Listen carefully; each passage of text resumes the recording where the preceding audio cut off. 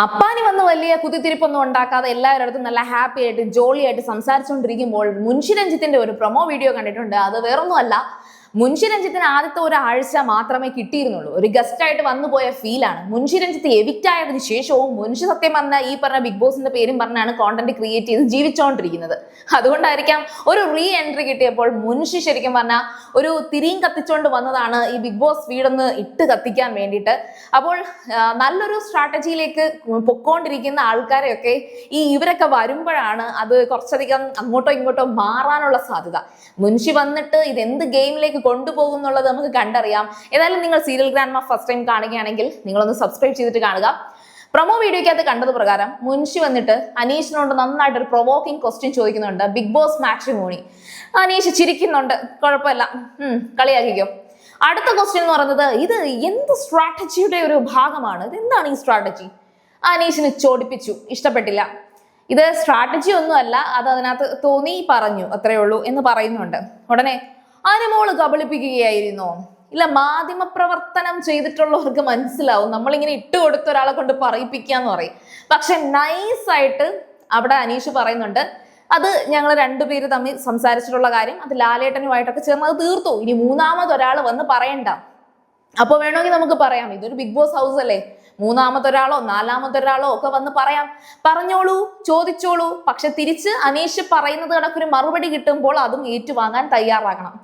ഞാൻ ഒരു കാര്യം പറയട്ടെ, ഈ ഒരു സീസണിൽ ഇനി ഒരു ഫസ്റ്റ് സെക്കൻഡ്, അതിലിപ്പം അനീഷാണ് ഫസ്റ്റ് എന്ന് പറഞ്ഞാൽ സെക്കൻഡ് അനുമോളാണ്, തേർഡ് ആരാണ് എന്ന് ചോദിക്കാം. ഇനി അതല്ല, ഈ സീസണിൽ ഫസ്റ്റ് അനുമോളാണ് എന്ന് കിട്ടിക്കഴിഞ്ഞാൽ സെക്കൻഡ് അനീഷാണ്, മൂന്നാമത് ആരാണ് എന്ന് ചോദിക്കുന്ന ഒരു അവസ്ഥയുണ്ട്.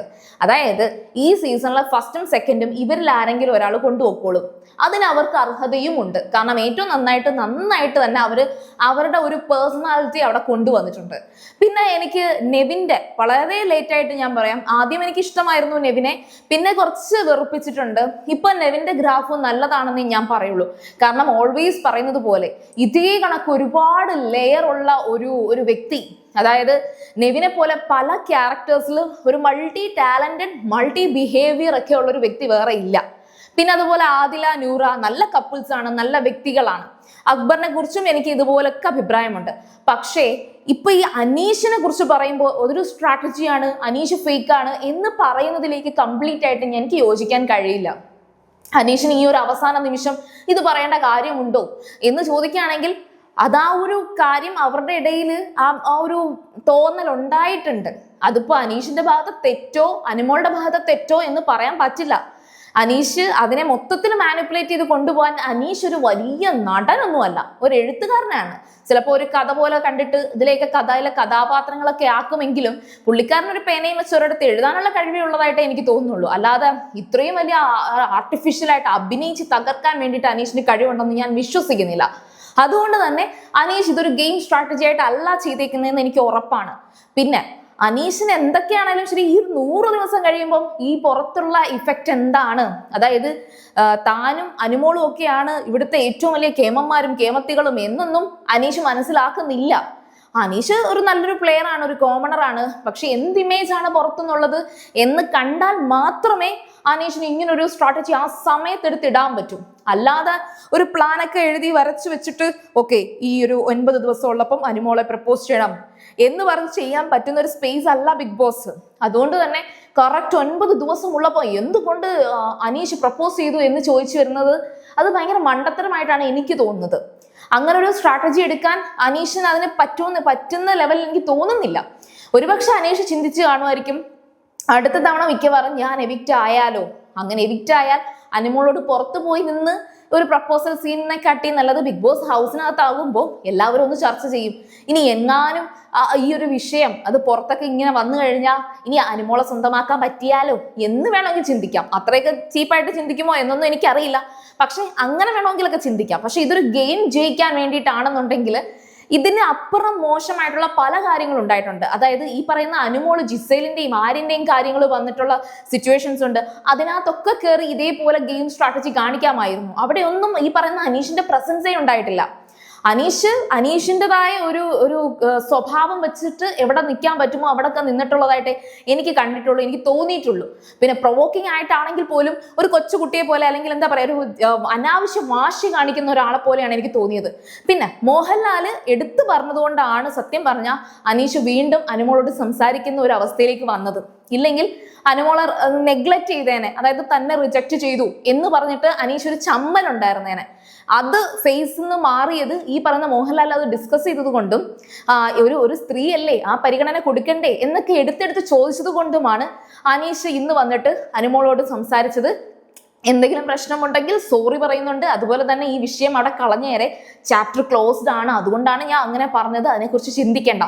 അങ്ങനെ അനീഷ് ചിന്തിക്കേണ്ട എന്ന് പറഞ്ഞാൽ അനുമോൾക്ക് ചിന്തിക്കാതിരിക്കാൻ പറ്റില്ല. പകരം ഏതൊരു വ്യക്തിയും അത് അയ്യോ ഇതെന്താ എന്ന് ചിന്തിക്കും. അല്ലെങ്കിൽ ഒരു 10-15 മിനിറ്റത്തേക്ക് അല്ലെങ്കിൽ ഒരു മണിക്കൂറത്തേക്ക് അത്രേ അനുമോളും ചെയ്തിട്ടുള്ളൂ. അനുമോളും അതൊരു കോണ്ടന്റ് ആക്കി അതവിടെ പൊക്കി പിടിച്ച് ബാനർ കെട്ടി അനീഷേട്ടൻ വന്ന് എന്നോട് സോറി പറഞ്ഞു. എനിക്ക് അനീഷേട്ടനെ അങ്ങ് എന്താണ് വീട്ടിൽ അവിടെ പുറത്തൊക്കെ ഇറങ്ങിയിട്ട് എങ്ങനെയാണെന്ന് അറിഞ്ഞിട്ട് കെട്ടാം എന്നൊന്നും അല്ല അനുമോള് ബ്രദർ എന്ന് പറഞ്ഞിട്ടുമുണ്ട്. അപ്പൊ അനുമോളുടെ ഭാഗത്തും ഇതിനകത്ത് തെറ്റില്ല, അത് സംഭവിച്ചു പോയി. സത്യത്തിൽ ഈ സീസണിൽ അനുമോളുടെ അടുത്തേക്ക് കോണ്ടന്റുകൾ ഇങ്ങനെ ഒഴുകി പോവുകയാണ്. അനുമോൾ എവിടെ പോയി ഒറ്റയ്ക്കിരുന്നാലും അതൊരു കോണ്ടന്റ് ആവുന്ന ലെവലിലേക്ക് അനുമോൾ അത്രയും സ്ട്രഗിൾ ചെയ്തിട്ടുണ്ട്.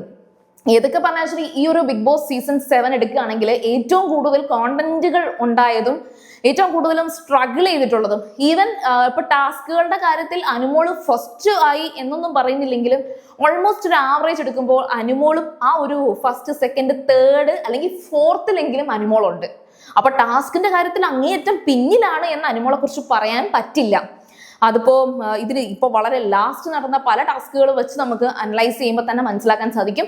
അത് മാത്രമല്ല ഏറ്റവും കൂടുതലും ഈ ഒരു സീസണിൽ ബുള്ളി ചെയ്യപ്പെട്ടത് കഴിഞ്ഞ സീസണൊക്കെ വെച്ച് കമ്പയർ ചെയ്യുമ്പോൾ ഈ സീസൺ വളരെ നല്ല സീസണാണ്. കാരണം എന്താണെന്നറിയോ, ആരെയും അങ്ങേയറ്റം മോശമായിട്ട് വലിച്ചു കീറിയിട്ടില്ല. എങ്കിലും അനുമോൾ ഒരു പരിധി വരെ ഒരുപാട് ബുള്ളിങ് അനുഭവിച്ചിട്ടുണ്ട്.